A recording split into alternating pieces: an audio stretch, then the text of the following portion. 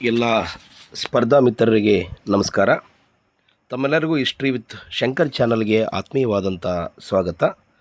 ಆತ್ಮೀಯ ಸ್ಪರ್ಧಾ ಸ್ನೇಹಿತರೆ, ಕಳೆದ ಒಂದು ತರಗತಿಯಲ್ಲಿ ತಮಿಳುನಾಡು ಪುಸ್ತಕಕ್ಕೆ ಸಂಬಂಧಿಸಿದ ಹಾಗೆ ಹಳೆಯ ಶಿಲಾಯುಗದ ಕುರಿತಾಗಿ ಚರ್ಚೆ ಮಾಡ್ತಾ ಇದ್ದೆ.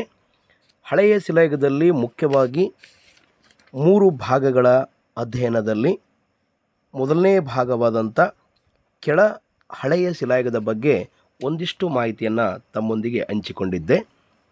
ಇಂದಿನ ವಿಡಿಯೋದಲ್ಲಿ ಮಧ್ಯ ಹಳೆಯ ಶಿಲಾಯುಗ ಮತ್ತು ಉನ್ನತ ಹಳೆಯ ಶಿಲಾಯುಗದ ಜೊತೆಗೆ ಮಧ್ಯ ಶಿಲಾಯುಗ ಮತ್ತು ನವಶಿಲಾಯುಗದ ಕಾಲದಲ್ಲಿ ಭಾರತ ಹೇಗಿತ್ತು ಅನ್ನುವುದರ ಕುರಿತಾಗಿ ಕೆಲವಿಷ್ಟು ಮಾಹಿತಿಗಳನ್ನು ನಾನು ತಮಿಳುನಾಡು ಪುಸ್ತಕವನ್ನು ಆಧರಿಸಿ ನಿಮ್ಮೊಂದಿಗೆ ಹಂಚಿಕೊಳ್ತಾ ಇದ್ದೀನಿ. ಅದಕ್ಕಿಂತ ಮೊದಲು ಮೊದಲ ಬಾರಿಗೆ ಯಾರು ನನ್ನ ಚಾನಲನ್ನು ವೀಕ್ಷಣೆ ಮಾಡ್ತಾ ಇದ್ದೀರೋ ಸಬ್ಸ್ಕ್ರೈಬ್ ಮಾಡಿ, ಜೊತೆಗೆ ಏನಪ್ಪ ಅಂತಂದರೆ ಕಮೆಂಟು ಲೈಕ್ಗಳನ್ನು ನೀಡಿ ಅಂತ ಹೇಳ್ತಾ ಇಂದಿನ ತರಗತಿಯನ್ನು ಆರಂಭ ಮಾಡ್ತಾ ಇದ್ದೀನಿ. ಮಧ್ಯ ಹಳೆಯ ಶಿಲಾಯುಗ ಅಂತ ಬಂದಾಗ ಮುಖ್ಯವಾಗಿ ಇದನ್ನು ಮಿಡಲ್ ಪ್ಯಾಲಿಯೋಲಿಥಿಕ್ ಕಲ್ಚರ್ ಅಂತ ಕರೀತಾರೆ. ಅಂದರೆ ಇಂದಿನಿಂದ 4 ಲಕ್ಷ ವರ್ಷಗಳ ಇಂದಿನ ಅವಧಿಯನ್ನು ನಾವು ಮಧ್ಯ ಹಳೆಯ ಶಿಲಾ ಸಂಸ್ಕೃತಿ ಅಂತ ಕರಿತೀವಿ. ಮುಖ್ಯವಾಗಿ ಮನುಷ್ಯನ ವಿಕಾಸದ ಹಾದಿಯಲ್ಲಿ ಆತನ ಒಂದು ಸಾಂಸ್ಕೃತಿಕ ಉದಯದ ಸಂದರ್ಭದಲ್ಲಿ ಆತ ಬಳಸಿದಂಥ ಬಳಕೆಯ ಆಯುಧಗಳ ಆಧಾರದ ಮೇಲೆ ಈ ಕಾಲಗಣನೆಯನ್ನು ಮಾಡಿದಾಗ, ಕಳೆದ ತರಗತಿಯಲ್ಲಿ ನಾನು ನಿಮಗೆ ಹೇಳಿದ್ದೀನಿ, ಈ ಲೋವರ್ ಪೆಲಿಯೋಲಿಥಿಕ್ಕು, ಮಿಡಲ್ ಪೆಲಿಯೋಲಿಥಿಕ್ಕು, ಅಪ್ಪರ್ ಪೆಲಿಯೋಲಿಥಿಕ್ ಅನ್ನುವಂಥದ್ದನ್ನು ಮೊದಲ ಬಾರಿಗೆ ಗೇಬ್ರಿಯಲ್ ಡೆ ಮೋರ್ಟಿಲೇವ್ ಅನ್ನುವಂಥ ವ್ಯಕ್ತಿ ಈ ಒಂದು ವಿಭಾಗವನ್ನು 1869-1872 ಮಧ್ಯದ ಅವಧಿಯಲ್ಲಿ ಮಾಡದ ಅಂತ ಹೇಳಿದ್ದೆ. ಹಾಗಾಗಿ ಮಧ್ಯ ಹಳೆಯ ಶಿಲಾಯುಗ ಸಂಸ್ಕೃತಿಯ ಸಂದರ್ಭ ಅಂತ ಬಂದಾಗ ಈ ಕಾಲಘಟ್ಟದಲ್ಲಿ ಮನುಷ್ಯ ಓಮೋ ಎರೆಕ್ಟಸ್ ಆಗಿರ್ತಾನೆ ಅಂತ. ಓಮೋ ಎರೆಕ್ಟಸ್ ಅನ್ನುವಂಥ ಒಂದು ಪ್ರಭೇದಕ್ಕೆ ಸೇರಿದ್ದ ಭಾರತದ ಮಧ್ಯಂತರ ಈ ಒಂದು ಶಿಲಾಯುಗ ಸಂಸ್ಕೃತಿಯ ಒಂದು ಆರಂಭವನ್ನು ನಾವು ಮೊದಲ ಬಾರಿಗೆ ಎಲ್ಲಿ ನೋಡ್ತೀವಪ್ಪ ಅಂತ ಬಂದಾಗ ಮಹಾರಾಷ್ಟ್ರದ ಪ್ರವಾರ ನದಿಯ ದಡ್ಡದಲ್ಲಿರ್ತಕ್ಕಂಥ ನೇವಾಸ ಎನ್ನುವಂಥ ಸ್ಥಳದಲ್ಲಿ ನಮಗೆ ಈ ಮಧ್ಯ ಹಳೆಯ ಶಿಲಾ ಸಂಸ್ಕೃತಿಗೆ ಸಂಬಂಧಪಟ್ಟಂಥ ಆಧಾರಗಳು ದೊರಕಿದ್ದನ್ನು ಗಮನಿಸ್ಬೋದು. ಮುಖ್ಯವಾಗಿ 1955ರಲ್ಲಿ ಹೆಸರಾಂತ ಪುರಾತತ್ವ ಶಾಸ್ತ್ರಜ್ಞರಾದಂಥ HD ಸಂಖಾಲಿಯಾ ಅನ್ನುವಂಥವರು ಮೊದಲ ಬಾರಿಗೆ ಈ ನೇವಾಸ ಅನ್ನುವಂಥ ಸ್ಥಳದಲ್ಲಿ ಈ ಸಂಸ್ಕೃತಿಗೆ ಸಂಬಂಧಿಸಿದಂಥ ಒಂದಿಷ್ಟು ಆಧಾರಗಳನ್ನು ಅವರು ಇಲ್ಲಿ ಗುರುತಿಸ್ತಾರೆ. ಇದು ಸುಮಾರು 3 ಲಕ್ಷ ವರ್ಷಗಳ ಇಂದಿನ ಅವಧಿಯನ್ನು ನಮಗೆ ಗಮನಕ್ಕೆ ತರ್ತದೆ. ಅದರೊಟ್ಟಿಗೆ ತಮಿಳುನಾಡು ಅಂತ ಬಂದಾಗ ಅದಿರಾಮಪಕ್ಕಂ ಅನ್ನುವಂಥ ಪ್ರದೇಶದಲ್ಲಿ ನಮಗೆ ಈ ಮಧ್ಯ ಹಳೆಯ ಶಿಲಾಯುಗ ಸಂಸ್ಕೃತಿಗೆ ಸಂಬಂಧಿಸಿದಂಥ ಕುರುಹುಗಳು ಸಿಗ್ತವೆ. ಭಾಳ ಮುಖ್ಯವಾದಂಥ ಪ್ಲೇಸ್ ಇದು ಅದಿರಾಮಪಕ್ಕಂ ಅಂತ.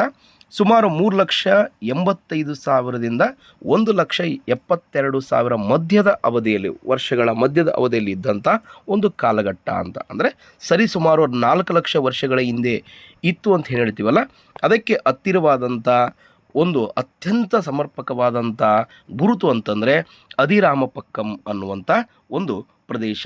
ಇದು 3,85,000ದಿಂದ 1,72,000 ವರ್ಷಗಳ ಮಧ್ಯದಲ್ಲಿ ಇದ್ದಂಥ ಒಂದು ಪ್ರದೇಶ. ಹಾಗೆ ಆರಂಭದಲ್ಲಿ HD ಸಂಖಾಲಿಯವರು ಈ ನೇವಾಸವನ್ನು ಗುರುತಿಸ್ತಾರೋ ಆವಾಗ ಅವರು ಇದನ್ನು ಮಧ್ಯ ಹಳೆಯ ಶಿಲಾ ಸಂಸ್ಕೃತಿ ಅಂತ ಏನು ಕರೆಯೋದಿಲ್ಲ, ಸಿರೀಸ್ 2 ಅಂಥೇಳಿ ಕರೀತಾರೆ. ಯಾಕಂದರೆ ಗಮನದಲ್ಲಿರಲಿ, ಒಂದೊಂದು ಸಾರಿ ಪ್ರಶ್ನೆಗಳು ಈ ರೀತಿ ಬರ್ತವೆ ಅಂತಂದರೆ HD ಸಂಖಾಲಿಯವರು ಮೊದಲ ಬಾರಿಗೆ ನೇವಾಸವನ್ನು ಗುರುತಿಸಿದಾಗ ಆ ಒಂದು ಪ್ರದೇಶವನ್ನು ಏನೆಂದು ಕರೆದರು ಅಂತಂದರೆ ಅದು ಸಿರೀಸ್ 2 ಅಂಥೇಳಿ ಅವರು ಕರೀತಾರೆ. ಇನ್ನು ಈ ಸಂಸ್ಕೃತಿಯಲ್ಲಿರ್ತಕ್ಕಂಥ ಪ್ರಮುಖವಾದಂಥ ಒಂದಿಷ್ಟು ಲಕ್ಷಣಗಳಂತ ನೋಡಿದಾಗ, ಮೊದಲನೇದಾಗಿ ಇವರ ಆಯುಧಗಳ ತಯಾರಿಕೆ ಅಂತ ಬಂದಾಗ ಅಥವಾ ಆಯುಧಗಳ ಬಳಕೆ ಅಂತ ಬಂದಾಗ ಕೈಗೊಡಲಿಗಳು, ಚೂಪು ಮಾಡುವ ಉಪಕರಣಗಳು, ಕೆತ್ತನೆ ಚಾಕುಗಳು ಮುಂತಾದಂಥವು ನುಣುಪಾದಂಥ ಸಾಧನಗಳನ್ನು ನಾವು ಈ ಕಾಲಘಟ್ಟದಲ್ಲಿ ನಾವು ನೋಡ್ತೀವಿ. ಮುಖ್ಯವಾಗಿ ಜಾಗತಿಕ ಮಟ್ಟದಲ್ಲಿ ನೋಡಿದಾಗ ಆಫ್ರಿಕಾದಲ್ಲಿ ಹೋಮೋಸೆಫಿಯನ್ಸ್ ಅನ್ನುವಂಥ ಒಂದು ಪ್ರಭೇದ ಇತ್ತು. ಅದು ಹಲವು ದೇಶಗಳೊಂದಿಗೆ ಸಂಬಂಧ ಹೊಂದಿತ್ತು. ಅಂದರೆ ಇವತ್ತಿನ ಮನುಷ್ಯನಿಗೆ ಹತ್ತಿರವಾದಂಥ ಒಂದು ಪ್ರಭೇದ ಅಂತ, ಬುದ್ಧಿವಂತ ಮಾನವ ಅಂತ. ಆದರೆ ಯುರೋಪಿನಲ್ಲಿ ಆ ಸಂದರ್ಭದಲ್ಲಿ ಹೋಮಿಯೋಸೆಫಿಯನ್ಸ್ ಇರಲಿಲ್ಲ, ನಿಯಾಂಡರ್ತಲ್ ಅನ್ನುವಂಥ ಮಾನವ ಇದ್ದ ಅನ್ನೋದು ಕೂಡ ನಾವಿಲ್ಲಿ ಗಮನಿಸ್ಬೋದು. ಯಾಕಂದರೆ ನಿಯಾಂಡರ್ತಲ್ ಮಾನವನಿಗೂ ಹೋಮೋಸೆಫಿಯನ್ಸ್ಗೂ ಸ್ವಲ್ಪ ಡಿಫ್ರೆನ್ಸು. ಹೋಮೋಸೆಫಿಯನ್ಸ್ಗಿಂತ ಮುಂಚಿನ ಒಂದು ಮಾನವನ ವಿಕಾಸದ ಹಾದಿಯಲ್ಲಿರ್ತಕ್ಕಂಥ ಒಂದು ವಿಷಯ ಅಂತ ಕೂಡ ಗಮನಿಸಬಹುದು. ಭಾರತದಲ್ಲಿ ಇದಕ್ಕೆ ಸಂಬಂಧಪಟ್ಟಂಗೆ ಯಾವುದೇ ರೀತಿಯಾದಂಥ ಗುರುತುಗಳು ಸಿಕ್ಕಿಲ್ಲ. ಆದರೆ ಇದು ಓಮೋಗೆ ಹತ್ತಿರವಾದಂಥ ಒಂದು ಸಂಬಂಧಿ.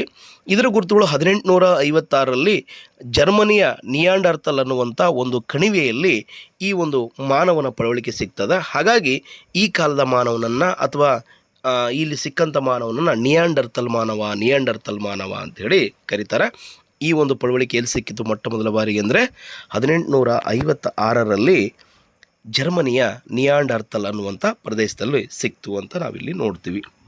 ಇನ್ನು ಭಾರತದಲ್ಲಿ ಈ ಒಂದು ಕಾಲಘಟ್ಟದ ಹಂಚಿಕೆ ಎಲ್ಲೆಲ್ಲಾಯಿತು ಅಂತ ಒಂಚೂರು ಗಮನಿಸುವಾಗ ಮುಖ್ಯವಾಗಿ ನರ್ಮದಾ, ಗೋದಾವರಿ, ಕೃಷ್ಣ, ಯಮುನಾ ಈ ಒಂದು ನದಿಯ ಬಯಲಿನ ಪ್ರದೇಶದಲ್ಲಿ ಈ ಒಂದು ಮಧ್ಯ ಹಳೆಯ ಶಿಲಾಯುಗಕ್ಕೆ ಸಂಬಂಧಿಸಿದಂಥ ಮಾನವನ ಒಂದು ಹಂಚಿಕೆ ಆಗಿತ್ತು. ಅಂದರೆ ಆತನ ಒಂದು ಜನಜೀವನ ಪ್ರಶ್ನೆ ಬರ್ಬೋದು. ಏನಪ್ಪ ಅಂದರೆ ಮಿಡಲ್ ಪ್ಯಾಲೋಲಿಥಿಕ್ ಕಲ್ಚರ್ಗೆ ಸಂಬಂಧಿಸಿದಂಥ ಮನುಷ್ಯನ ಆವಾಸ ಸ್ಥಾನ ಎಲ್ಲಿ ಇತ್ತು ಅಥವಾ ಯಾವ ಭಾಗದಲ್ಲಿ ಆತ ಜೀವಿಸಿದ್ದ ಅಂತ ಬಂದಾಗ ಅದು ಮುಖ್ಯವಾಗಿ ಏನಪ್ಪ ಅಂತಂದರೆ ನರ್ಮದಾ, ಗೋದಾವರಿ, ಕೃಷ್ಣ, ಯಮುನಾ ಮುಂತಾದ ನದಿಯ ಬಯಲಿನಲ್ಲಿ ಈತನ ವಾಸ ಆಗಿತ್ತು. ಇನ್ನು ಈತನ ಜೀವನ ಶೈಲಿ ಹೇಗಿತ್ತು ಅಂತ ಬಂದಾಗ ಪ್ರಾಥಮಿಕ ಲಕ್ಷಣ ನೋಡಿದಾಗ ಈ ಕಾಲದ ಉಪಕರಣಗಳು ಭಾಳ ಚಿಕ್ಕವಾಗಿದ್ದು ಕೊಡಲಿಯ ಬಳಸುವ ಅಭ್ಯಾಸ ಸ್ವಲ್ಪ ಕಡಿಮೆ ಇತ್ತು. ಇಲ್ಲಿ ಮುಖ್ಯವಾಗಿ ಏನಪ್ಪ ಅಂದರೆ ಚೆರಟು, ಜಾಸ್ಟರು, ಕ್ಯಾಲ್ಸ್ಡೋನಿ ಮತ್ತು ಸ್ಫಟಿಕದ ಕಲ್ಲುಗಳನ್ನು ಬಳಸಿ ಇವರು ತಮ್ಮ ಉಪಕರಣಗಳನ್ನ ತಯಾರಿಸ್ತಿದ್ರು ಅಂತ. ಹಾಗೆ ಅದರ ಮುಂದುವರೆದ ಭಾಗವಾಗಿ ನಾವು ಉನ್ನತ ಶಿಲಾಯುಗ ಸಂಸ್ಕೃತಿ ಅಂತ ನೋಡ್ತೀವಿ. ಮುಖ್ಯವಾಗಿ ಆಫ್ರಿಕಾದ ಮಾನವ ಅನ್ನುವಂಥವನು 3,60,000 ವರ್ಷಗಳ ಮಧ್ಯೆ ಈತ ವಲಸೆ ಆರಂಭ ಮಾಡ್ದ ಅಂತ ಕರಿತೀವಿ. ಇವತ್ತೇನು ಭಾರತದಲ್ಲಿರ್ತಕ್ಕಂಥ ಬಹುತೇಕ ಮಾನವರ ಒಂದು ಮೂಲ ಆಫ್ರಿಕಾಕ್ಕೆ ಹೋಲ್ತದ. ಅಂದರೆ ಕ್ರಿಸ್ತಪೂರ್ವ 3 ಲಕ್ಷ ವರ್ಷಗಳ ಹಿಂದೆ ಈ ಒಂದು ಮಾನವ ಇದ್ದ ಅನ್ನೋದಕ್ಕೆ ನಮಗಿಲ್ಲಿ ಮಾಹಿತಿ ಸಿಗ್ತದೆ. ಆತನ ವಲಸೆ ಆರಂಭವಾಗಿ ಜಗತ್ತಿನ ಎಲ್ಲ ಭಾಗಕ್ಕೂ ಕೂಡ ಈ ಒಂದು ಆಫ್ರಿಕಾ ಮಾನವು ಎಲ್ಲ ಕಡೆ ವಲಸೆ ಹೋದ. ಆತ ಉನ್ನತ ಹಳೆಯ ಶಿಲಾಯುಗ ಸಂಸ್ಕೃತಿಯನ್ನು ಕಟ್ಟಿದ್ರಲ್ಲಿ ಒಬ್ಬಾತ ಅಂತ ಕೂಡ ನಾವಿಲ್ಲಿ ನೋಡ್ಬೋದು. ಮುಖ್ಯವಾಗಿ ಏನಪ್ಪ ಅಂದ್ರೆ ಸುತ್ತಿಗೆ ಅವುಗಳನ್ನು ಕತ್ತಿಯಂತೆ ಕತ್ತರಿಸೋ ರೀತಿಯಲ್ಲಿ ಬಳಸ್ತಿದ್ರು. ಮೊಳೆಯಿಂದ ಮಾಡಲಾಗಿದ್ದಂಥ ಆಯುಧಗಳಿದ್ದು, ಎಲುಬಿನ ಉಪಕರಣಗಳಿದ್ದು. ಮುಖ್ಯವಾಗಿ ಈ ಒಂದು ಕಾಲಘಟ್ಟಕ್ಕೆ ಸಂಬಂಧಿಸಿದಾಗೆ ಕರ್ನೂಲ್ನ ಗುಹೆಯಲ್ಲಿ ನಮಗೆ ಈ ಉನ್ನತ ಹಳೆಯ ಶಿಲಾಯುಗ ಸಂಸ್ಕೃತಿಗೆ ಸಂಬಂಧಿಸಿದಂಥ ಕುರುಗಳು ಕೂಡ ಸಿಗ್ತವೆ. ಮುಖ್ಯವಾಗಿ ಈ ಕಾಲಘಟ್ಟದಲ್ಲಿ ಮನುಷ್ಯ ಕರ್ನಾಟಕದ ಮೇರಲ್ಬಾವಿ ಅಂದರೆ ಬಳ್ಳಾರಿ ಜಿಲ್ಲೆ ಸಿರುಗುಪ್ಪ ತಾಲೂಕಿನಲ್ಲಿ ಬರ್ತಕ್ಕಂಥ ಮೇರಲ್ಬಾವಿಯಲ್ಲಿ, ಆಂಧ್ರದ ಕರ್ನೂಲ್ನ ಗುಹೆಗಳಲ್ಲಿ, ತೆಲಂಗಾಣ ಗೋದಾವರಿ, ಮಧ್ಯಪ್ರದೇಶ ಸೋನು ಕಣಿವೆ, ಹಾಗೆ ಭಾಗೋರ್ 1, ಭಾಗೋರ್ 3, ಮಹಾರಾಷ್ಟ್ರದ ಪಾಟ್ನೆ ಮುಂತಾದ ಕಡೆ ಈ ಮನುಷ್ಯ ಇದ್ದ ಅನ್ನೋದಕ್ಕೆ ನಮಗೆ ಮಾಹಿತಿ ಸಿಗ್ತದೆ. ಇನ್ನೊಂದು ಅತಿ ಪ್ರಮುಖವಾದ ಮಾಹಿತಿ ಏನಪ್ಪ ಅಂತಂದರೆ ಈ ಕಾಲಘಟ್ಟದಲ್ಲಿ ಮನುಷ್ಯ ಒಂದು ಪೂಜಾ ಸ್ಥಾನವನ್ನು ಆರಂಭ ಮಾಡಿದ ಅನ್ನೋದಕ್ಕೆ ನಮಗೆ ಪಳವಳಿಕೆ ಸಿಗ್ತದ ಅಂತ. ಅಂದರೆ ಅತ್ಯಂತ ಹಳೆಯ ಪಳವಳಿಕೆ ಅಥವಾ ಅತ್ಯಂತ ಹಳೆಯ ಪೂಜಾ ಸ್ಥಳದ ಪಳುವಳಿಕೆ ಅಥವಾ ಪುರಾವೆ ಈ ಕಾಲದಲ್ಲಿ ಸಿಗ್ತದೆ. ಇದು ಮುಖ್ಯವಾಗಿ ಏನಪ್ಪ ಅಂದರೆ ಮಧ್ಯಪ್ರದೇಶದ ಸಿಡಿ ಜಿಲ್ಲೆಯ ಭಾಗೋರ್ 1ರಲ್ಲಿ ಕಂಡು ಬರ್ತದೆ ಅಂತ. ಅಂದರೆ ಮನುಷ್ಯ ಅನ್ನುವಂಥವನು ತನ್ನ ಕಲ್ಚರನ್ನು ಶುರು ಮಾಡಿ ದೇವತಾ ಆರಾಧನೆ ಶುರು ಮಾಡ್ದ, ದೇವಸ್ಥಾನ ಕಟ್ಟುವುದಕ್ಕೆ ಒಂದು ಮುನ್ನುಡಿಯನ್ನು ಬರೆದ, ಆರಾಧನಾ ಪದ್ಧತಿಯನ್ನು ಶುರು ಮಾಡ್ದ ಅನ್ನೋದಕ್ಕೆ ನಮಗೆ ಅತ್ಯಂತ ಹಳೆಯ ಒಂದು ಪೂಜಾ ಸ್ಥಳ ಅಂತ ಸಿಕ್ಕರೆ ಅದು ಮಧ್ಯಪ್ರದೇಶದ ಸಿದಿ ಜಿಲ್ಲೆಯ ಭಾಗೋರ್ 1ರಲ್ಲಿ ಕಂಡು ಬರ್ತದೆ ಅಂತ ಕೂಡ ಗಮನಿಸ್ಬೋದು. ಈತನ ಜೀವನ ಶೈಲಿ ಅಂತ ಬಂದಾಗ ಪ್ರಮುಖವಾದ ಲಕ್ಷಣ ಅಂತ ಬಂದಾಗ ಈ ಕಾಲದಲ್ಲಿ ವರ್ಣಚಿತ್ರ ಬರೆಯುವಂಥದ್ದು ಮತ್ತು ಆಭರಣಗಳನ್ನು ತಯಾರು ಮಾಡುವಂಥದ್ದು, ಕಲ್ಲು ಕತ್ತರಿಸುವಂಥ ಕಾರ್ಖಾನೆಗಳಿದ್ದಂಥದ್ದು, ಮುಖ್ಯವಾಗಿ ಭೀಮ್ಬೆಟ್ಕಾದಲ್ಲಿ ಹಸಿರು ವರ್ಣಚಿತ್ರಗಳನ್ನು ರಚನೆ ಮಾಡಿದ್ದನ್ನು ನಾವಿಲ್ಲಿ ಗಮನಿಸ್ಬೋದು. ಯಾವುದಪ್ಪ ಅಂತಂದರೆ ಉನ್ನತ ಹಳೆಯ ಶಿಲಾಯುಗ ಸಂಸ್ಕೃತಿಯಲ್ಲಿ ಅಂತ. ಎಸ್, ಇದಾದ ನಂತರ ನೇರವಾಗಿ ನೋಡುವಂಥ ಮತ್ತೊಂದು ಮನುಷ್ಯನ ವಿಕಾಸದ ಘಟ್ಟ ಅಂತಂದರೆ ಅದು ಮಧ್ಯಶಿಲಾ ಸಂಸ್ಕೃತಿ ಅಂತ ಕರಿತೀವಿ ನಾವು. ಮಧ್ಯಶಿಲಾ ಸಂಸ್ಕೃತಿ ಅಂಥೇಳಿ ಕರಿತೀವಿ. ಇದನ್ನು ಮೆಸೋಲಿಥಿಕ್ ಕಲ್ಚರ್ ಅಂತ ಕೂಡ ಕರೀತಾರೆ. ಈ ಮಧ್ಯಶಿಲಾ ಸಂಸ್ಕೃತಿ ಅನ್ನುವಂಥ ಶಬ್ದವನ್ನು ಮೊಟ್ಟ ಮೊದಲ ಬಾರಿಗೆ ಬಳಸಿದಂಥ ವ್ಯಕ್ತಿ ಯಾರಪ್ಪ ಅಂದರೆ ಹಾರ್ಡರ್ ವೆಸ್ಟಾಪ್ ಅಂಥೇಳಿ ಅವರ ಹೆಸರು. ಹಾರ್ಡರ್ ವೆಸ್ಟಾಪ್ ಅನ್ನುವಂಥ ವ್ಯಕ್ತಿ ಮೊಟ್ಟ ಮೊದಲ ಬಾರಿಗೆ ಮಧ್ಯಶಿಲಾಯುಗ ಅಥವಾ ಮೆಸೋಲಿಥಿಕ್ ಏಜ್ ಅನ್ನುವಂಥದ್ದು ಅಥವಾ ಮೆಸೋಲಿಥಿಕ್ ಕಲ್ಚರ್ ಅನ್ನುವಂಥ ಪದವನ್ನು ಬಳಸ್ತಾನೆ. ಆತನ ಹೆಸರು ಹಾರ್ಡರ್ ವೆಸ್ಟಾಪು. ಯಾವ ಕೃತಿಯಲ್ಲಿ ಈತ ಈ ಒಂದು ಪದವನ್ನು ಬಳಕೆ ಮಾಡಿದ ಅಂತಂದರೆ ಪ್ರೀ ಹಿಸ್ಟಾರಿಕ್ ಫೇಸಸ್ ಅಂಥೇಳಿ ಕೃತಿ. ಪ್ರೀ ಹಿಸ್ಟಾರಿಕ್ ಫೇಸಸ್ ಅನ್ನುವಂಥ ಕೃತಿಯಲ್ಲಿ ಈತ ಮೊಟ್ಟ ಮೊದಲ ಬಾರಿಗೆ 1866ರಲ್ಲಿ ಮೆಸೋಲಿಥಿಕ್ ಕಲ್ಚರ್ ಅನ್ನುವಂಥ ಶಬ್ದವನ್ನು ಬಳಸ್ತಾನೆ.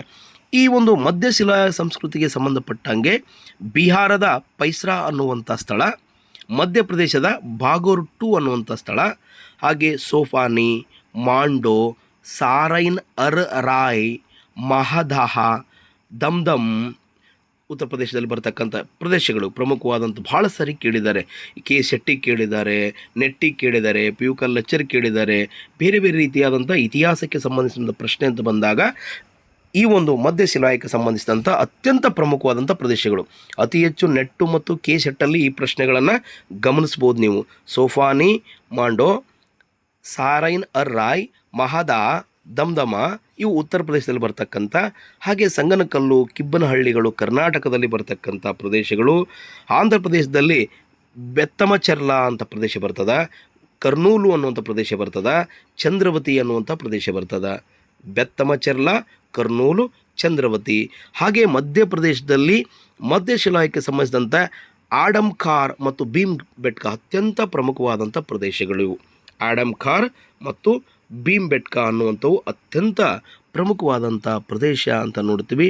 ಹಾಗೆ ಏನಪ್ಪ ಅಂದರೆ ಮುಂಬೈ ಕರಾವಳಿಯಲ್ಲಿ, ತಮಿಳುನಾಡಿನ ತೂತುಕುಡಿ ಜಿಲ್ಲೆಯ ತೇರಿ ಮರಳು ದಿಬ್ಬದಲ್ಲಿ, ವಿಶಾಖಪಟ್ಟಣಮಲ್ಲಿ, ರಾಜಸ್ಥಾನದ ದಿದ್ವಾನದಲ್ಲಿ ಈ ಒಂದು ಮಧ್ಯಶಿಲಾ ಸಂಸ್ಕೃತಿ ಹರಡಿತ್ತು, ಹಂಚಿಕೆ ಆಗಿತ್ತು ಅಂತ ಕೂಡ ಗಮನಿಸ್ಬೋದು. ಇನ್ನು ಮುಖ್ಯವಾಗಿ ಇದರ ಕಾಲವನ್ನು ನಾವು ತೆಗೆದುಕೊಂಡಾಗ ಒಂದೊಂದು ಕಡೆ ಒಂದೊಂದು ರೀತಿಯಾದಂಥದ್ದು ಇದೆ ಅಂತ ನಾವು ಇಲ್ಲಿ ಗಮನಿಸ್ಬೋದು. ಮಧ್ಯಶಿಲಾಯುಗಕ್ಕೆ ಸಂಬಂಧಿಸಿದ ಹಾಗೆ ಭಾರತ ಅಂತ ಬಂದಾಗ ಈ ಒಂದು ಮಧ್ಯಶಿಲಾಯುಗ ಸಂಸ್ಕೃತಿ ಕ್ರಿಸ್ತ ಪೂರ್ವ 10,000ದಿಂದ 8,000 ಮಧ್ಯದಲ್ಲಿ ಇತ್ತು ಅಂತ ನಾವಿಲ್ಲಿ ಗಮನಿಸ್ಬೋದು. ಕೇರಳ ಮತ್ತು ತಮಿಳುನಾಡಲ್ಲಿ 1,000ವರೆಗೂ ಕೂಡ, ಕ್ರಿಸ್ತಪೂರ್ವ 1,000ವರೆಗೂ ಕೂಡ ಈ ಸಂಸ್ಕೃತಿ ಮುಂದುವರೆದರೆ, ಶ್ರೀಲಂಕಾದಲ್ಲಿ 25,000 ವರ್ಷಗಳ ಹಿಂದೆ ಈ ಸಂಸ್ಕೃತಿ ಇತ್ತು ಅನ್ನೋದಕ್ಕೆ ನಮಗಿಲ್ಲಿ ಮಾಹಿತಿ ಸಿಗ್ತದೆ. ಹಾಗೆ ಪೂರ್ವ ಮೆಡಿಟೇರಿಯನ್ ಅಂತ ಬಂದಾಗ ಕ್ರಿಸ್ತಪೂರ್ವ 20,000ದಿಂದ ಇಲ್ಲಿ ಮುಖ್ಯವಾಗಿ 5,000ವರೆಗೂ ಇತ್ತು ಅನ್ನೋದು ಕೂಡ ಮಾಹಿತಿ ಇಲ್ಲಿ ಸಿಗ್ತದೆ ಅಂತ. ಇನ್ನು ಈ ಕಾಲದಲ್ಲಿ ಹಲವಾರು ಬದಲಾವಣೆಗಳಾದವು. ಆ್ಯಕ್ಚುಲಿ ಇದನ್ನು ಏನಂತ ಕರೀತಾರಪ್ಪ ಅಂದರೆ ಮಧ್ಯದ ಕೊಂಡಿ ಅಂತ ಕರೀತಾರೆ. ಅಂದರೆ ಹಳೆಯ ಶಿಲಾಯುಗ ಮತ್ತು ನವ ಶಿಲಾಯುಗದ ಮಧ್ಯೆ ಹಲವಾರು ವಿಕಾಸಕ್ಕೆ ಕಾರಣವಾದಂಥ ಒಂದು ಕಾಲಘಟ್ಟ ಯಾವುದಪ್ಪ ಅಂದರೆ ಅದು ಮಧ್ಯಶಿಲಾಯುಗ ಅಂತ. ಆರ್ಥಿಕವಾಗಿ ಬೇರೆ ಬೇರೆ ರೀತಿಯಿಂದ ಬದಲಾವಣೆಗಳನ್ನು ಕಾಣಬಹುದು. ಇಲ್ಲಿ ಮುಖ್ಯವಾಗಿ ಕಾಡು ಪ್ರಾಣಿ ಬೇಟೆಯಾಡುವಂಥದ್ದು, ಸಸ್ಯಾಹಾರ ಸಂಗ್ರಹ ಮಾಡುವಂಥದ್ದು, ಮೀನುಗಾರಿಕೆ ಮಾಡುವಂಥದ್ದು, ಪಶುಪಾಲನೆ ಮಾಡುವಂಥದ್ದು ಕೂಡ ಇಲ್ಲಿ ಆರಂಭ ಆಯಿತು ಅಂತ. ಈ ಘಟ್ಟದಲ್ಲಿ ಪ್ರಮುಖವಾಗಿ ಪಶುಪಾಲನೆ ಅಂದರೆ ಕಾಡು ಪ್ರಾಣಿಗಳನ್ನ ಇಲ್ಲಿ ತಾವು ಸಾಕೋದಕ್ಕೆ ಶುರು ಮಾಡಿದ್ರು. ನಿಮಗೆಲ್ಲ ಗೊತ್ತಿದೆ, ಈ ಕಾಲಘಟ್ಟದಲ್ಲಿ ಸಾಕಿದಂಥ ಮೊಟ್ಟ ಮೊದಲ ಒಂದು ಪ್ರಾಣಿ ಅಂದರೆ ಮೇಕೆ ಅಂತ ನಾವು ಕರಿತೀವಿ. ಮನುಷ್ಯನ ಜೊತೆ ಇದ್ದಿದ್ದು ಆರಂಭದಿಂದ ನಾಯಿ, ಆದರೆ ಪಶುಪಾಲನೆಗೆ ಆರಂಭ ಮಾಡದಂಥ ಒಂದು ಪ್ರಾಣಿ ಅಂದರೆ ಮೇಕೆ ಅಂತ ನಾವಿಲ್ಲಿ ಕರಿತೀವಿ. ಇವು ಮುಖ್ಯವಾಗಿ ನಾವು ಅವರು ಆ ಕಾಲಘಟ್ಟದಲ್ಲಿ ಚಿತ್ರಿಸಿದಂಥ ಶಿಲಾವರ್ಣ ಚಿತ್ರಗಳು ಅವುಗಳನ್ನು ನೋಡಿ ಗಮನಿಸ್ಬೋದು. ಬೇಟೆಯಾಡುವಂಥದ್ದು, ಕುಣಿಕೆ ಹಾಕಿ ಪ್ರಾಣಿನ ಹಿಡಿಯುವಂಥದ್ದು, ಮೀನುಗಾರಿಕೆ ಮಾಡುವಂಥದ್ದು, ಸಸ್ಯ ಸಂಗ್ರಹ ಮಾಡುವಂಥದ್ದು, ಇವೆಲ್ಲ ದೃಶ್ಯಗಳನ್ನು ನಾವು ಗುಹೆಗಳಲ್ಲಿ ಗಮನಿಸ್ತೀವಿ. ಮುಖ್ಯವಾಗಿ ಕಾಡುದನ, ಕಾಡು ಎಮ್ಮೆ, ಜೌಗು ಜಿಂಕೆ, ವರಕ ಜಿಂಕೆ, ಸಣ್ಣ ಕೊಂಬಿನ ನೀಲಿ ಜಿಂಕೆ, ನರಿ, ಆಮೆ, ಮೀನು, ಕಾಡು ಮೊಲ, ಉಡ ಮುಂತಾದವುಗಳನ್ನು ಬೇಟೆ ಆಡ್ತಿದ್ರು ಅನ್ನೋದಕ್ಕೆ ನಮಗೆ ಅವರು ಚಿತ್ರಿಸಿದಂಥ ವರ್ಣಚಿತ್ರಗಳು ನಮಗೆ ಮಾಹಿತಿ ಸಿಗ್ತವೆ. ಹಾಗೆ ಆನೆ ಮತ್ತು ಖಡ್ಗ ಮೃಗದ ಎಲುಬುಗಳು ಕೂಡ ಸಿಕ್ಕಿದ್ದಾವೆ. ಸಂಶೋಧನೆಯಲ್ಲಿ ಮಧ್ಯಶಿಲಾಯುಗಕ್ಕೆ ಸಂಬಂಧಿಸಿದಂಥ ಈ ಆನೆ ಮತ್ತು ಖಡ್ಗ ಮೃಗದ ಎಲುಬುಗಳು ಕೂಡ ಸಿಕ್ಕಿದ್ದಾವೆ. ಹಾಗೆ ಇವರು ಬಳಸ್ತಕ್ಕಂಥ ಈಟೆ, ಬಿಲ್ಲು, ಬಾಣ, ಕುಣಿಕೆ ಇವೆಲ್ಲವೂ ಕೂಡ ಭೀಮ್ ಬೆಟ್ಕದಲ್ಲಿ ಚಿತ್ರಿಸಿದಂಥ ಚಿತ್ರದಲ್ಲಿ ಕಾಣ್ಬೋದು. ಪುರುಷರ, ಮಹಿಳೆಯರ ಮತ್ತು ಈ ಕಾಲದ ಬೆಂಕಿ ಆರಂಭ ಆಗಿದ್ದರ ಬಗ್ಗೆ ಕುರುಹುಗಳು ಇವೆಲ್ಲವನ್ನು ಕೂಡ ನಾವು ಗಮನಿಸ್ಬೋದು. ಹಾಗೆ ಮುಖ್ಯವಾಗಿ ಮೇಕೆ, ಕುರಿ, ನಾಯಿ, ಹಂದಿ ಇವುಗಳೆಲ್ಲ ಮೂಳೆಗಳು ಮಧ್ಯಪ್ರದೇಶದ ಕಾನಿವಾಲಾ ಅನ್ನುವಂಥ ಪ್ರದೇಶದಲ್ಲಿ, ತೋತೇಶ್ವರ ಅನ್ನುವಂಥ ಪ್ರದೇಶದಲ್ಲಿ, ರತನ್ಪುರ ಅನ್ನುವಂಥ ಪ್ರದೇಶದಲ್ಲಿ ಮತ್ತು ಭೀಮ್ ಬೆಟ್ಕದಲ್ಲಿ ಲಭ್ಯವಾಗಿದ್ದನ್ನು ಗಮನಿಸ್ಬೋದು. ಮೇಕೆ, ಕುರಿ, ನಾಯಿ, ಹಂದಿ ಮೂಳೆಗಳು ಮುಖ್ಯವಾಗಿ ಏನಪ್ಪ ಅಂದರೆ ಕಾನಿವಾಲಾ ಮಧ್ಯಪ್ರದೇಶದಲ್ಲಿ ಬರ್ತಕ್ಕಂಥ ಪ್ರದೇಶ. ಹಾಗೆ ತೋತೇಶ್ವರ, ರತನ್ಪುರ, ಭೀಮ್ ಬೆಟ್ಕದಲ್ಲಿ ನಾವು ಇವನ್ನ ಗಮನಿಸ್ಬೋದು. ಹಾಗೆ ಜೊತೆಗೆ ಇವರು ಆಗ್ತಾನೆ ಏನಪ್ಪ ಅಂತಂದರೆ ತಾತ್ಕಾಲಿಕ ನಿವಾಸಗಳನ್ನು ಕೂಡ ಆರಂಭ ಮಾಡಿದರು. ಒಂದು ಕಡೆ ನೆಲೆಸೋದಕ್ಕೆ ಸ್ವಲ್ಪ ಮಟ್ಟದ ಆರಂಭ ಮಾಡಿದರು. ವಲಸೆ ಮಧ್ಯಕಾಲೀನ ಜನರ ಅತ್ಯಂತ ಪ್ರಮುಖ ಲಕ್ಷಣ ಇತ್ತು. ಒಂದು ಕಡೆಯಿಂದ ಮತ್ತೊಂದು ಕಡೆ ಹೋಗ್ತಿದ್ರು, ತಾತ್ಕಾಲಿಕ ಗುಡಿಸಲುಗಳ ನಿರ್ಮಾಣ ಮಾಡ್ತಿದ್ರು, ಬಂಡೆ ಗುಹೆಗಳಲ್ಲಿ ವಾಸ ಮಾಡ್ತಿದ್ರು. ಇದಕ್ಕೆ ನಮ್ಮ ಮುಖ್ಯವಾಗಿ ಏನಪ್ಪ ಅಂದರೆ ಸೋಪಾನಿ ಮಾಂಡೋ ಅನ್ನುವಂಥ ಪ್ರದೇಶದಲ್ಲಿ, ದಮ್ದಮ ಅನ್ನುವಂಥ ಪ್ರದೇಶದಲ್ಲಿ, ರಾಜಸ್ಥಾನದ ಭಾಗೋರು ಮತ್ತು ದಿಲ್ವಾರ ಅನ್ನುವಂಥ ಪ್ರದೇಶದಲ್ಲಿ ಈ ತಾತ್ಕಾಲಿಕ ಗುಡಿಸಲುಗಳ ಕುರುಗಳು ಸಿಕ್ಕಿದ್ದನ್ನು ಗಮನಿಸ್ಬೋದು. ಪ್ರಶ್ನೆ ಭಾಳ ಸಾರಿ ಕೇಳಿದ್ದಾರೆ, ತಾತ್ಕಾಲಿಕ ಕುರುಗಳು, ಗುಡಿಸಲಿಗೆ ಸಂಬಂಧಿಸಿದಂಥ ಕುರುಗಳು ಎಲ್ಲಿ ಕಂಡು ಬಂದಿವೆ ಅಂತ, ಕೆಳಗಿನ ಯಾವ ಪ್ರದೇಶದಲ್ಲಿ ಕಂಡು ಬಂದಿವೆ ಅಂತ ಪ್ರಶ್ನೆಗಳನ್ನು ಕೇಳಿದ್ದನ್ನು ನೋಡ್ತೀವಿ. ಹಾಗಾಗಿ ಸೋಪಾನಿ ಮಾಂಡೋ, ದಮ್ದಮ, ರಾಜಸ್ಥಾನದ ಬಾಗೋರ್ ಮತ್ತು ದಿಲ್ವಾರದಲ್ಲಿ. ಹಾಗೆ ಸತ್ತವರ ಸಮಾಧಿ ಕೂಡ ಇಲ್ಲಿ ಕಂಡು ಬಂದಿವೆ ಅಂತ. ಮುಖ್ಯವಾಗಿ ಮಹಾದಾಹ ಮತ್ತು ದಮ್ದಮ, ಸರಾಯ್ ನಹರಾಯ್ ಅನ್ನುವಂಥ ಪ್ರದೇಶದಲ್ಲಿ ಮಾನವನ ಅಸ್ಥಿ ಪಂಜರಗಳು ಇಲ್ಲಿ ಕಂಡು ಬಂದಿವೆ ಅಂತ ನೋಡ್ತೀವಿ. ಜೊತೆಗೆ ಮಹಾದಾಹ ಅನ್ನುವಂಥ ಪ್ರದೇಶದಲ್ಲಿ ಪುರುಷ ಮತ್ತು ಮಹಿಳೆ ಒಟ್ಟಿಗೆ ಸಮಾಧಿ ಮಾಡಿದಂಥ ಒಂದು ಸಮಾಧಿಗಳು ಸಿಕ್ಕಿದ್ದನ್ನು ಕೂಡ ಕಂಡು ಬಂದಿವೆ ಅಂತ. ಅಂದರೆ ಇವರು ಇಲ್ಲಿಗೆ ಒಂದು ಕಲ್ಚರನ್ನು ಕಲ್ತ್ಕೊಂಡು ಮನುಷ್ಯರನ್ನು ಪ್ರಾಣಿಗಳಂತೆ ಬಿಸಾಕದೆ ಇಲ್ಲಿ ಅವರೇನಪ್ಪ ಅಂದರೆ ಸಮಾಧಿ ಮಾಡ್ತಿದ್ರು, ಸಂಸ್ಕಾರ ಮಾಡ್ತಿದ್ರು ಅನ್ನೋದಕ್ಕೆ ಮಾಹಿತಿ ಸಿಗ್ತದೆ. ಹಾಗೆ ಈ ಕಾಲದಲ್ಲಿ ಇವರಿಗೆ ಕಲೆ ಗೊತ್ತಿತ್ತು. ಜಾಮಿತಿಯ ಕೆತ್ತನೆಯೊಂದಿಗೆ ಸ್ಫಟಿಕ ಶಿಲೆ ಕೆತ್ತಿದ್ದನ್ನು ನಾವು ರಾಜಸ್ಥಾನದ ಚಂದ್ರಾವತಿಯಲ್ಲಿ ಗುರುತಿಸ್ತೀವಿ ಅಂತ. ಅಂದರೆ ಸುಮ್ಮನೆ ಕೆತ್ತಿದ್ದಲ್ಲ, ಜಾಮಿತಿಯ ಕೆತ್ತನೆಯೊಂದಿಗೆ ಸ್ಫಟಿಕ ಶಿಲೆಯಲ್ಲಿ ಕೆತ್ತಿದ್ದನ್ನು ನಮಗೆಲ್ಲಿ ಕುರುಹಿದೆ ಅಂದರೆ ರಾಜಸ್ಥಾನದ ಚಂದ್ರಾವತಿ ಅಂತ. ಹಾಗೆ ಭೀಮ್ಬೆಟ್ಕ, ಮಾನವಹಳ್ಳಿ, ರೈಸನ್, ಪಚಾರಿ, ಈ ಮಧ್ಯಪ್ರದೇಶದಲ್ಲಿ ಬರ್ತಕ್ಕಂಥ ಈ ಒಂದು ಪ್ರದೇಶಗಳಲ್ಲಿ ಎಲುಬಿನಿಂದ ಮಾಡಿದಂಥ ವಸ್ತುಗಳು ಸಿಕ್ಕಿದ್ದನ್ನು ಕೂಡ ಗಮನಿಸ್ಬೋದು. ಹಾಗೆ ದಕ್ಷಿಣದಲ್ಲಿ ಮಿರ್ಜಾಪುರ, ಉತ್ತರದ ಪ್ರದೇಶದಲ್ಲಿ ಬರ್ತಕ್ಕಂಥ ದಕ್ಷಿಣ ಮಿರ್ಜಾಪುರ ಇರ್ಬೋದು. ಹಾಗೆ ಹೂ ಮತ್ತು ಎಲೆಗಳಿಂದ ಅಲಂಕಾರ ಮಾಡಿಕೊಳ್ತಿದ್ದನ್ನು ಕೂಡ ನಾವಿಲ್ಲಿ ಗಮನಿಸ್ಬೋದು. ಇಷ್ಟು ಒಂದು ತಿಳುವಳಿಕೆ ಮಧ್ಯಕಾಲೀನ ಶಿಲಾಯುಗದ ಜನರಿಗೆ ಇತ್ತು ಅನ್ನೋದನ್ನು ನಾವಿಲ್ಲಿ ಗಮನಿಸ್ಬೋದು. ಮುಂದುವರೆದ ನೆಕ್ಸ್ಟು ಕೊನೆಯದಾಗಿ ನೋಡುವಂಥದ್ದು ಮುಖ್ಯವಾಗಿ ಆರಂಭಿಕ ನವಶಿಲಾಯುಗದ ಸಂಸ್ಕೃತಿ ಮತ್ತು ಕೃಷಿಯ ಪ್ರಾರಂಭ ಕೂಡ ಒಂದು ರೋಚಕತೆಯನ್ನು ಉಳ್ಳಂಥದ್ದು. ಮನುಷ್ಯನ ವಿಕಾಸದ ಸಂದರ್ಭದಲ್ಲಿ ಒಂದು ಕ್ರಾಂತಿ ಅಂದರೆ ತಪ್ಪಾಗಲಿಕ್ಕಿಲ್ಲ. ಹಾಗಾಗಿ ಗೋಲ್ಡನ್ ಚೈಲ್ಡ್ ಅನ್ನುವಂಥ ಇತಿಹಾಸಕಾರರು ನವಶಿಲಾಯುಗವನ್ನು ಒಂದು ಕ್ರಾಂತಿ ಅಂಥೇಳಿ ಕರೀತಾರೆ. ಮುಖ್ಯವಾಗಿ 19-20ನೇ ಶತಮಾನಗಳಲ್ಲಿ ಎಡ್ಗರ್ ಥರ್ಸ್ಟನ್ ಅನ್ನುವಂಥವರು ದಕ್ಷಿಣ ಭಾರತದ ಜಾತಿಗಳು ಮತ್ತು ಪರಿಶಿಷ್ಟ ವರ್ಗಗಳು ಅಂದರೆ caste and tribes of south India ಅಂತ ಕೃತಿಯನ್ನು ಬರೆಯುವಾಗ ಈ ನವಶಿಲಾಯುಗಕ್ಕೆ ಸಂಬಂಧಪಟ್ಟಂಥ ಹಲವಾರು ವಿಚಾರಗಳನ್ನು ಅವರು ತರುವಂಥ ಪ್ರಯತ್ನವನ್ನು ಮಾಡ್ತಾರೆ. ಈಗಾಗಲೇ ಹೇಳಿದ್ದೀನಿ ನಾನು, ನಿಯೋಲಿಥಿಕ್ ಕಲ್ಚರ್ ಅಂತ ಮೊಟ್ಟ ಮೊದಲ ಬಾರಿ ಕರೆದವರು ಜಾನ್ ಲುಬಾಕ್ ಅನ್ನುವಂಥ ವ್ಯಕ್ತಿ ಕರೆದ ಅಂತ ಕೂಡ ನಾವು ನೋಡ್ತೀವಿ. ಮುಖ್ಯವಾಗಿ ನಿಯೋಲಿಥಿಕ್ ಸಂಸ್ಕೃತಿಗೆ ಸಂಬಂಧಿಸಿದಾಗೆ ಸರ್ ಜಾನ್ ಮಾರ್ಷಲ್ ಅವರು 1902ರಿಂದ 1928ರವರೆಗೆ ASIದ ಮುಖ್ಯಸ್ಥರಾಗಿದ್ದಾಗ ಅದ್ಭುತವಾದಂಥ ಒಂದು ಬದಲಾವಣೆ ತಂದರು ಮತ್ತು ಸಂಶೋಧನೆ ಮಾಡಿದ್ರು ಅನ್ನೋದು ಕೂಡ ಗಮನಿಸ್ಬೋದು. ಇನ್ನು ನವಶಿಲಾಯುಗಕ್ಕೆ ಸಂಬಂಧಪಟ್ಟಂಗೆ ಅತಿ ಪ್ರಮುಖವಾದಂದರೆ ಕೃಷಿ ಮತ್ತು ಪಶುಸಂಗೋಪನೆ ಆರಂಭ ಅಂತ. ಈಗಾಗಲೇ ಮಧ್ಯಶಿಲಾಯುಗದಲ್ಲಿ ಬೆಂಕಿಯ ಉಪಯೋಗ ಮತ್ತು ಪಶುಸಂಗೋಪನೆ ಆರಂಭ ಆಯಿತು. ಆದರೆ ನವಶಿಲಾಯುಗ ಸಂಸ್ಕೃತಿಯಲ್ಲಿ ಪಶುಸಂಗೋಪನೆ ಜೊತೆಗೆ ಕೃಷಿಯು ಕೂಡ ಆರಂಭವಾಯಿತು ಅಂತ. ಅಂದರೆ ನವಶಿಲಾಯುಗದ ಆರಂಭಿಕ ಪುರಾವೆಯನ್ನು ತೆಗೆದುಕೊಂಡಾಗ ಈಜಿಪ್ತಿನ ಸಮೃದ್ಧ ಪೆನಿಸುರಾ, ಮೆಸೊಪೊಟೇಮಿಯಾ, ಸಿಂಧು, ಗಂಗಾ ಮತ್ತು ಚೀನಾದಲ್ಲಿ ಈ ಸಂಸ್ಕೃತಿಯನ್ನು ಆರಂಭದಲ್ಲಿ ಕಾಣ್ತೀವಿ ನಾವು. ನವಶಿಲಾಯುಗ ಅಂತ ಜಾಗತಿಕವಾಗಿ ತೆಗೆದುಕೊಂಡಾಗ ಈ ಭಾರತದ ಸಂಸ್ಕೃತಿ ಅನ್ನುವಂಥದ್ದು ಈಜಿಪ್ತು, ಮೆಸೊಪೊಟೇಮಿಯಾ ಮತ್ತು ಚೀನಾದ ಸರಿಸಮವಾಗಿ ನಿಲ್ಲುವಂಥ ಒಂದು ಸಂಸ್ಕೃತಿಯಾಗಿತ್ತು. ಕ್ರಿಸ್ತಪೂರ್ವ 10,000ರಿಂದ ಕ್ರಿಸ್ತಪೂರ್ವ 5,000ದ ನಡುವೆ ಕೃಷಿ ಮತ್ತು ಅನೇಕ ಸಾಂಸ್ಕೃತಿಕ ಬೆಳವಣಿಗೆಗೆ ಈ ಒಂದು ಯುಗ ಕಾರಣ ಆಯಿತು ಅಂತ ಹೇಳ್ತಾರೆ. ಹಾಗೆ ಆಹಾರ ಉತ್ಪಾದನೆ ಎನ್ನುವಂಥದ್ದು ಇಲ್ಲಿಯ ಪ್ರಮುಖ ಅಂಶ ಅಂತ. ಅಲ್ಲಿವರೆಗೂ ಆಹಾರ ಸಂಗ್ರಹ ಮಾಡ್ತಿದ್ರು, ಗ್ಯಾದರ್ ಮಾಡ್ತಿದ್ರು.